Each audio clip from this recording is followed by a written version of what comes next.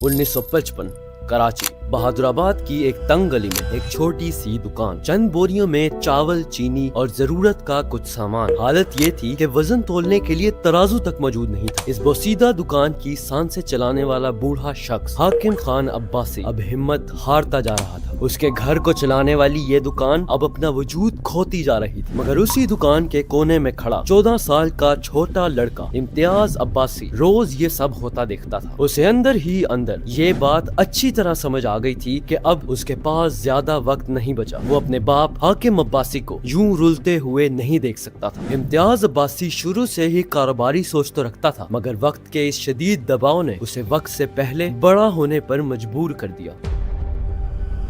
अपने दिल में एक ख्वाब लिए अगले दिन वो जैसे ही दुकान पर आया, उसने हर तरफ बिखरे हुए सामान को समेटना शुरू कर दिया। चावल और दाल को छोटे पैकेट्स में पैक किया और उसे रिटेल में बेचना शुरू कर दिया। इम्तियाज ने उस जमाने में घर घर डिलीवरी सर्विस भी शुरू की, जिसके लिए उसने 3 पहियों वाली साइकिल का इंतखाब किया। उसने पूरे मोहल्ले में छोटे छोटे पंफलेट्स भी बांटे ताकि उसकी दुकान की सेल्स में इजाफा हो सके, जो कि सच में काम भी किया। सालों तक यही सब चलता रहा और अब 1955 से साल 1972 आ गया। ये वक्त था जब पूरे पाकिस्तान में शदीद कहत की सूरत हाल थी। इस कहत से बचने के लिए हुकूमत ने राशन कार्ड का निजाम शुरू किया ताकि सब लोगों तक बराबरी से राशन पहुंचाया जा सके। इसी कहत के दौरान इम्तियाज की दुकान पर 35,000 से ज्यादा लोग अपना राशन लेने आते थे। हर 15 दिन के बाद राशन देना, उसे तोलना, लंबी लंबी कतारें संभालना, ये सब कुछ इम्तियाज ने अकेले संभाला। मगर इस चीज से इम्तियाज बिजनेस के तमाम राजों को अच्छी तरह जान गया था और तब ही उस लड़के ने इरादा कर लिया था कि वो इस दुकान को आसमान की बुलंदियों पर लेकर जाएगा। इस कहत में 35,000 लोगों को राशन देने के बाद अब इम्तियाज की कस्टमर बेस बहुत बड़ी हो चुकी थी। इसी के साथ इम्तियाज अब्बासी अब एक मुकम्मल बिजनेसमैन बन चुके थे।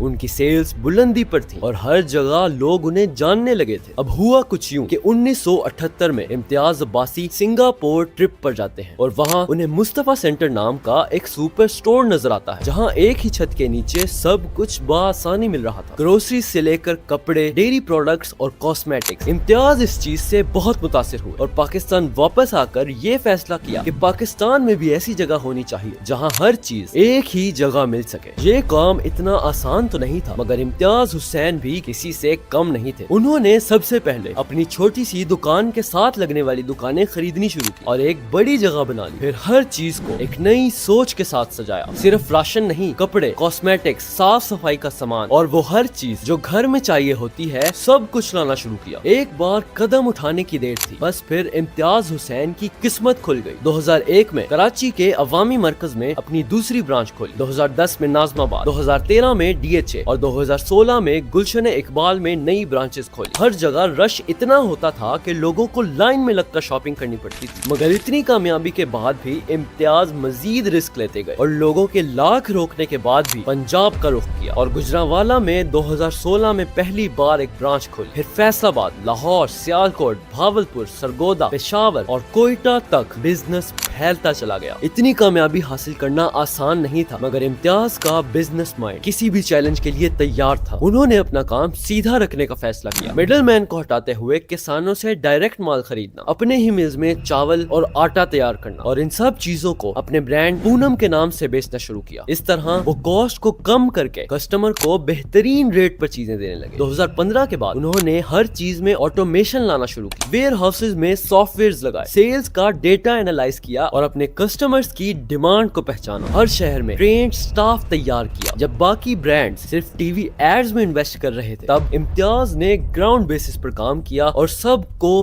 पीछे छोड़ दिया। सेल्स आसमानों पर थी और इम्तियाज की कामयाबी बुलंदियों को छू रही थी। मगर फिर कुछ ऐसा हुआ जिसने पूरी दुनिया का निजाम तहस नहस कर दिया। 2020 कोरोना ने हर बिजनेस को हिला कर रख दिया। सारी कंपनीज हजारों लोगों को फायर करने लगी। इम्तियाज की कंपनी भी इतने लॉस में जा रही थी कि उसकी कंपनी के मैनेजर्स भी घबरा गए। उन्होंने इम्तियाज को साफ साफ बोल दिया कि लॉस से कवर करने के लिए हमें 2200 लोगों को निकालना पड़ेगा। मगर इम्तियाज ने आसमान की तरफ देखकर बस एक ही बात बोली, रिस्क अल्लाह के हाथ में है और मैं किसी को नहीं निकालूंगा, बल्कि 7 नई ब्रांचेस खोलूंगा। جب دنیا جابز ختم کر رہی تھی تب امتیاز نئے لوگ ہائر کر رہا تھا۔ آج امتیاز سپر سٹور صرف ایک سپر مارکیٹ نہیں ہے بلکہ لوگوں کی زندگیوں کی ضرورت بن چکا ہے، جہاں ہر دن 2.5 لاکھ سے زیادہ لوگ شاپنگ کرتے ہیں، 14,000 سے زیادہ لوگ وہاں کام کرتے ہیں۔ ان کے کسٹمرز ان کی ٹاپ کوالٹی پروڈکٹ سے بے حد سیٹسفائیڈ کیونکہ وہاں چیزوں کے ریٹ بڑے کمپیٹیٹرز میٹرو اور کیئر فورس سے بھی سستے ہیں۔ امتیاز نے بنا دام بڑھائے لوگوں کو وہ سب دیا جو انہیں چاہیے تھا۔